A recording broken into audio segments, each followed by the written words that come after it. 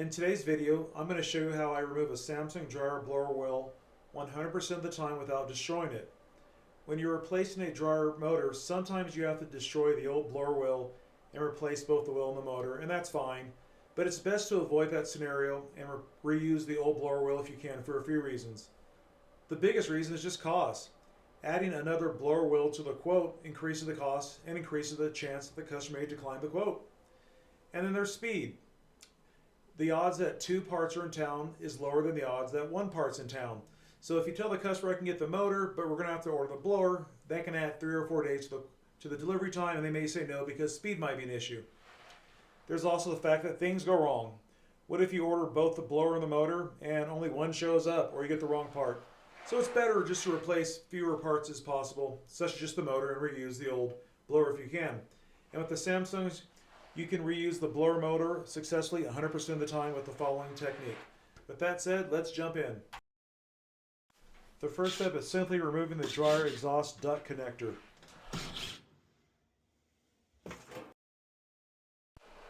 Now loosen the retaining nut using an impact driver, an impact 3/8 socket adapter, and a 14mm socket. Don't forget that thread pattern is reversed, so we're going to do righty-loosey, not righty-tighty. Now we're going to put the nut back on, but don't run it all the way down. Just thread it on a few turns so it sits near the top.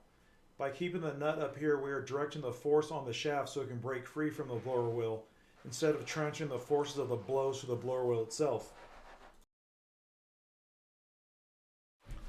Next, put your 14mm socket on an extension so that you don't hit the nut directly. This gives you more room to swing and protects the nut from being deformed. Give it multiple solid hits. As you go, vary the angle and depth of your strike. You're trying to change how the force travels through the shaft.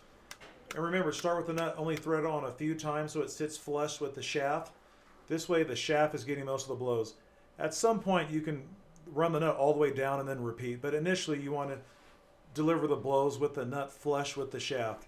After a few rounds, the blower will break free from the shaft. I find it best to use a small 2-pound mallet, but you can really use anything in your bag, including a pair of pliers to hit the bolt.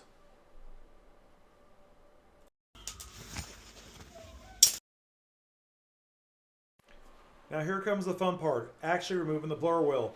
At this point we've already broken it free from whatever is seizing it up, so now it's just about backing it off. A lot of options here, but my favorite go-to is 2 pairs of KNIPEX pliers. I use the Extra Trim Cobras and the TwinGrips. You can use whatever you want here, but this is just a flex. I love looking for any opportunity for using these 2 tools. The grip is incredibly well on about anything, plastic, metal, worn surfaces, it really doesn't matter. Now, where are you going to get the parts? OEM is always the best choice. Not that non-OEMs are always bad, but the issue is there's no way of knowing whether you're getting poor quality or high quality OEM parts, and you probably don't want to do the job twice. You'll notice all of the appliance parts sold on eBay and Amazon claim to be legit in OEM, but unfortunately most of these claims are fabricated.